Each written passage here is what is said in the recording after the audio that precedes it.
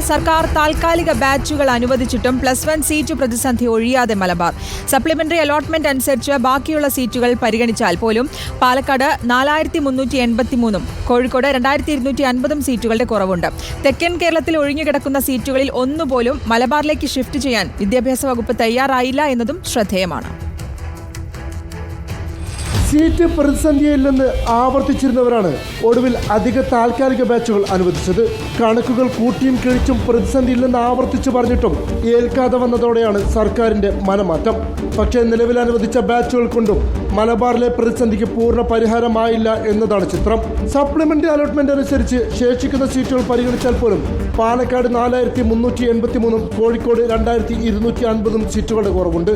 എന്നാൽ ഈ രണ്ട് ജില്ലകളിലേക്കും ഒരു ബാച്ച് പോലും അനുവദിക്കാൻ സർക്കാർ തയ്യാറായിട്ടില്ല. മലപ്പുറത്ത് അനുവദിച്ച 120 ബാച്ചുകളിൽ പരമാവധി എണ്ണമായ 65 വിദ്യാർത്ഥികളെ പരിഗണിച്ചാൽ പോലും 1991 സീറ്റുകളുടെ കുറവുണ്ട്. അഥവാ ശേഷിക്കുന്ന വിദ്യാർത്ഥികൾക്ക് പഠിക്കാൻ അവസരം ലഭിക്കണമെങ്കിൽ സർക്കാർ മലബാറിൽ ഇനിയും കൂടുതൽ ബാച്ചുകൾ അനുവദിക്കേണ്ടി വരും.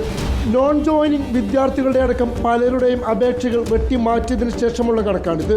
അവരെ കൂടി ഉൾപ്പെടുത്തിയിരുന്നുവെങ്കിൽ പ്രതിസന്ധിയുടെ ആഴം നേരിരട്ടിയാകും. അധിക ബാച്ചുകൾ അനുവദിച്ചതിലൂടെ 14 കോടി രൂപയുടെ ബാധ്യത വരുമെന്നായിരുന്നു വിദ്യാഭ്യാസ മന്ത്രിയുടെ പ്രസ്താവന.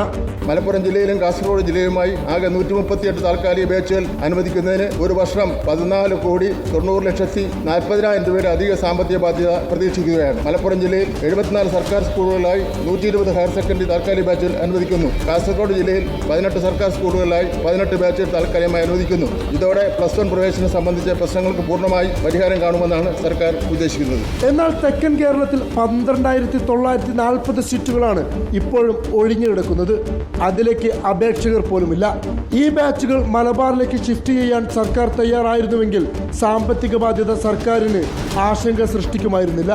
എന്നാൽ അതിലെ ഒരു സീറ്റ് പോലും മാറ്റാൻ തയ്യാറാവാതെയാണ് സർക്കാരിൻ്റെ ബാധ്യതയുടെ ഈ കണക്ക് പറച്ചിൽ. Reporter Ashkar Ali Karimpa, reporter, Malappuram.